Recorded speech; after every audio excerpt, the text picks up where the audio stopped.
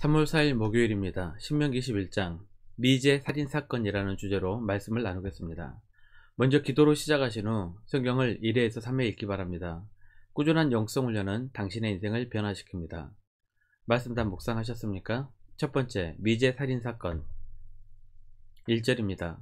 내 하나님 여호와께서 내게 주어 차지하게 하신 땅에서 피살된 시체가 들에 엎드려진 것을 발견하고 그 쳐 죽인 자가 누구인지 알지 못하거든. 사람의 생명은 소중합니다. 하나님께서 십계명에서도 살인을 금지하고 있습니다. 출애굽기 20장 13절입니다. 살인하지 말라. 모든 생명을 존귀하게 여기라는 것입니다. 십계명은 하나님의 모든 계명을 요약한 것입니다. 십계명을 요약하면 하나님 사랑과 이웃 사랑입니다. 성경의 핵심은 사랑입니다. 하나님은 사랑이시기 때문입니다. 살인은 율법의 근원인 사랑을 파괴하는 가장 극악한 범죄입니다. 그래서 살인자는 반드시 죽이도록 율법에 명시했습니다. 살인이 발생하지 않도록 강력한 법을 제정하신 것입니다.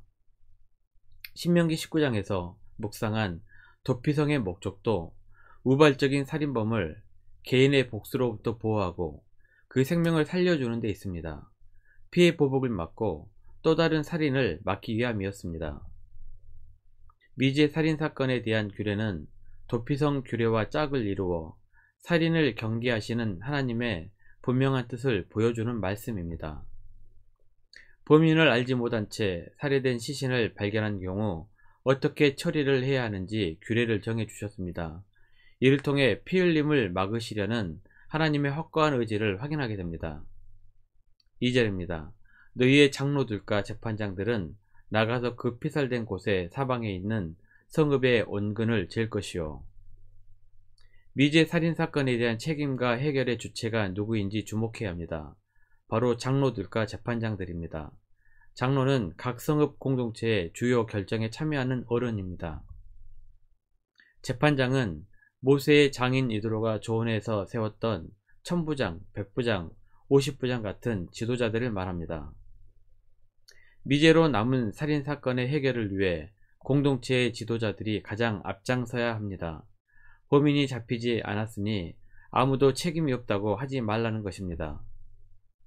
지도자가 앞장서서 하나님께서 가증히 여기시는 살인이라는 죄를 미리 막고 공동체의 평안과 질서를 잡아야 합니다. 지도자는 하나님께서 주신 능력이 있고 하나님에 대한 믿음이 있으며 공동체를 위해 세움을 받았기 때문입니다. 지도자들이 살인으로 벌어진 사건에 어떻게 처리해야 하는지 구체적으로 규례를 정해 주셨습니다. 3절입니다. 그 피살된 곳에서 제일 가까운 성읍의 장로들이 그 성읍에서 아직 부리지 아니하고 멍에를 매지 아니한 암송아지를 취하여 시신이 발견된 곳에서 가장 가까운 위치에 있는 성읍이 책임을 집니다. 그 성읍의 장로들은 물이 항상 흐르고 갈지도 않고 씨를 뿌린 일도 없는 골짜기로 아직 멍에를 매지 않은 어린 암송아지를 데리고 가서 목을 꺾어 죽여야 합니다. 목을 꺾은 암송아지 위에 손을 씻으며 자신들은 이 모든 살인사건에 죄가 없음을 하나님 앞에 증언하고 자신들의 성읍에 하나님의 진노가 임하지 않기를 간구해야 합니다. 이렇게 공동체적 의식을 통하여 누군가에 의해 땅을 피로 더럽힌 백성들의 죄를 하나님 앞에 용서를 구하는 것입니다. 또한 살인의 범죄가 다시는 발생하지 않도록 성읍의 공동체에게 엄중한 경고를 하는 것입니다. 살인자가 체포되면 그도 송아지처럼 목이 꺾여 죽는 처형을 당하게 될 것이라는 경고입니다. 두 번째, 포로를 아내로 삼는 규정 11절입니다. 내가 만일 그 포로 중에 아리따운 여자를 보고 그에게 연연하여 아내를 삼고자 하거든. 이스라엘 백성들이 이방 여인과 결혼하는 것이 금지된 것은 아닙니다. 이방 여인과 결혼한 사람으로는 애굽 여인과 결혼한 요셉, 구스 여자와 결혼한 모세, 모압 여인 룻을 아내로 맞이한 보아스 등이 있습니다. 하지만 가나안 여인과 결혼하는 것만은 철저하게 금지되었습니다. 신명기 7장 3절입니다. 또 그들과 혼인하지도 말지니 내 딸을 그들의 아들에게 주지 말 것이요 그들의 딸도 내 며느리로 삼지 말 것은. 진멸법에서 본 것처럼 전쟁에서 가나안 족속의 여인들과 유아조차도 모두 진멸해야 했습니다. 포로 중 여자를 아내로 맞아들일 때에는 머리를 밀고 손톱을 베고 의복을 바꾸어 입는 등의 규정을 따라야 합니다. 이러한 의식은 포로된 여인이 자신의 삶의 위치를 완전히 바꾸는 것을 상징합니다. 이제 포로의 몸에서 자유의 몸으로 이방인의 신분에서 이스라엘의 신분으로 전환하는 것을 의미합니다. 야곱의 가족도 이와 비슷하게 의복을 바꾸어 입고 옛 습관을 벗어버렸습니다. 창세기 35장 2절입니다. 야곱이 이에 자기 집안 사람과 자기와 함께한 모든 자에게 이르되 너희 중에 있는 이방 신상들을 버리고 자신을 정결하게 하고 너희들의 의복을 바꾸어 입으라. 성도들도 옛사람을 벗고 새사람을 입어야 합니다. 에베소서 4장 22절에서 24절입니다.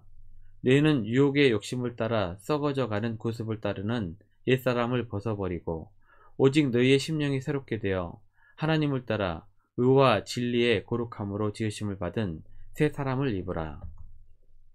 이렇게 신분의 변화를 받은 여인은 남자가 변심을 하더라도 더 이상 종으로 취급할 수가 없습니다. 돈 받고 팔아서도 안되며 자유롭게 가게 해야 합니다. 3. 기타 규정. 이스라엘에서 장자는 다른 아들들보다 2배의 상속을 받는 특권이 있습니다. 또한 아버지의 축복을 받는 특권과 동생들에 대한 감독권 등이 있습니다. 부모가 자식이 마음에 들지 않는다고 장자권을 함부로 바꿀 수 없는 규정을 만들어 자녀 간의 재산 상속 분쟁을 막았습니다. 또한 부모의 권위를 무시하는 자녀는 돌로 쳐 죽이는 규례를 만들어 부모의 권위를 존중케 했습니다. 부모를 공경하는 것은 십계명에서도 보장된 인간의 가장 중요한 법칙이기도 합니다. 출애굽기 20장 12절입니다. 내 부모를 공경하라. 그리하면 내 하나님 여호와가 내게 준 땅에서 내 생명이 길리라. 마지막으로 사형에 처할 때 나무에 매달아 죽이더라도 밤새도록 두지 말라는 규정입니다.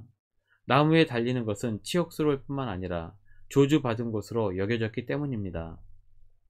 갈라디아서 3장 13절입니다. 그리스도께서 우리를 위하여 저주를 받은 바 되사 율법의 저주에서 우리를 속량하셨으니 기록된 바 나무에 달린 자마다 저주 아래에 있는 자라 하였음이라. 예수님께서는 치욕스러운 사건 속에서도 저주를 이기시고 우리를 구원하셨습니다. 사람들이 저주로 여기는 나무에 달린 형벌에서 부활하셔서 죽음을 이기셨습니다. 그것이 바로 십자가의 비밀입니다. 말씀 요약합니다. 우리를 구원하실 분은 오직 예수 그리스도밖에 없습니다. 저주를 이기고 부활하신 예수님을 묵상하며 늘 십자가의 은혜를 기억하시길 바랍니다. 1년 성경 일독 주간 기획입니다. 오늘은 목요일 여호수아 18장에서 20장 말씀을 천천히 묵상하십시오. 3월 중보 기도 제목입니다. 5가지 기도 제목을 놓고 충분히 기도하시길 바랍니다. 가정에서 기도하시기 힘드신 분들은 주중 기도의 시간을 이용하시면 됩니다. 주중 기도의 시간은 새벽 6시부터 밤 10시까지입니다. 하루 30분씩 최선을 다하시길 바랍니다. 그러면 여러분의 삶이 변화될 것입니다. 영상을 다 보신 분들은 확인 문자를 보내시거나 유튜브에 댓글로 달아주시면 정기적인 영성 훈련에 도움이 될 것입니다. 오늘 하루도 승리하시기를 기도합니다.